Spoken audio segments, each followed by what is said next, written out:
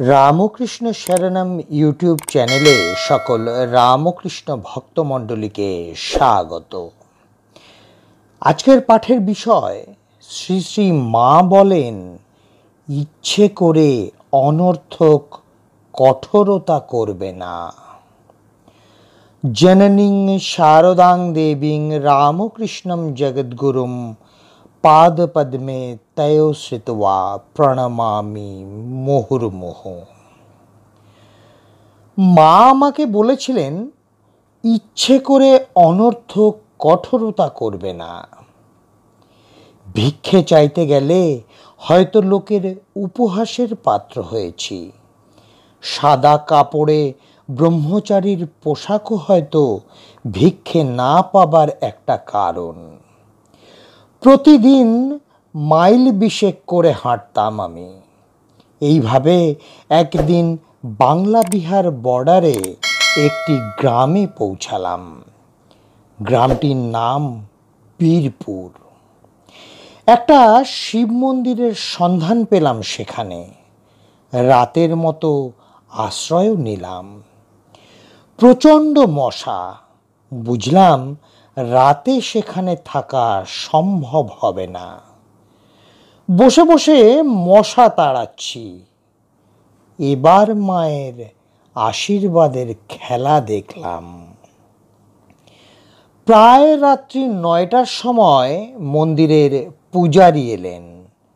আমাকে খুঁটিয়ে দেখে কয়েকটা প্রশ্ন করলেন। তারপর পুজোয় বসলেন।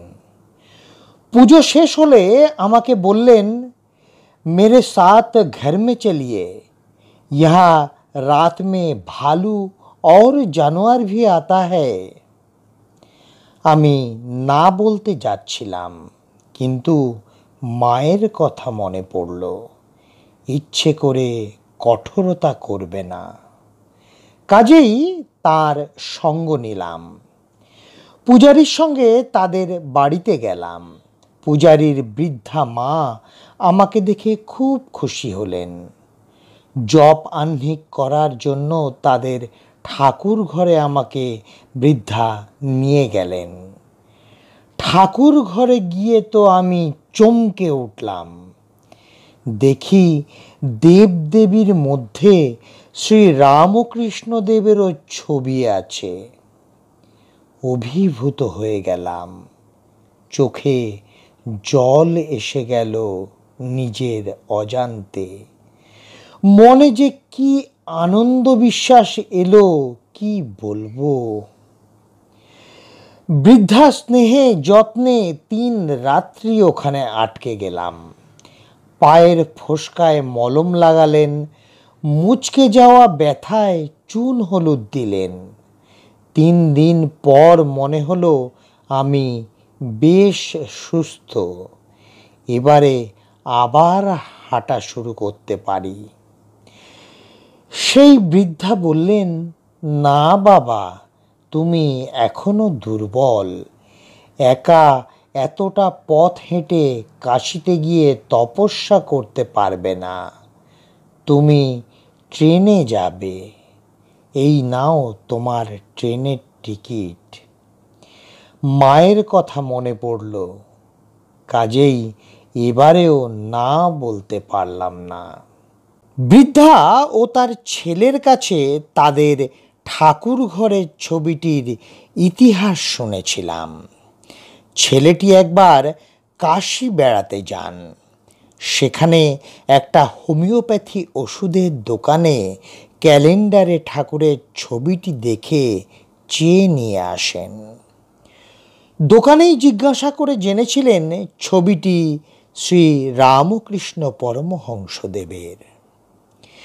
रामकिशन कोई बंगाली अवतार होंगे। মা ও ছেলে দুজনেই বললেন, लेकिन ये फोटो घर में ले आने का बाद सब कुछ अच्छा चल रहा है। ফটোটি তিনি কেন দোকান থেকে চেয়েছিলেন জিজ্ঞাসা করায় তার ছেলে বললেন, রামকৃষ্ণের চোখ দুটোতে যেন একটা জাদু আছে। এই চোখ দুটো আমাকে বড় টানছিল, তাই ক্যালেন্ডারটি চেয়েছিলাম। পরে তা একটা ফ্রেমে বাঁধিয়ে নিয়েছি। আজকের পাঠের তথ্যসূত্র মাতৃস্মৃতি, স্বামী নির্বাণানন্দজি মহারাজ। জয় মা শারদা, জয় মা শারদা, জয় মা শারদা।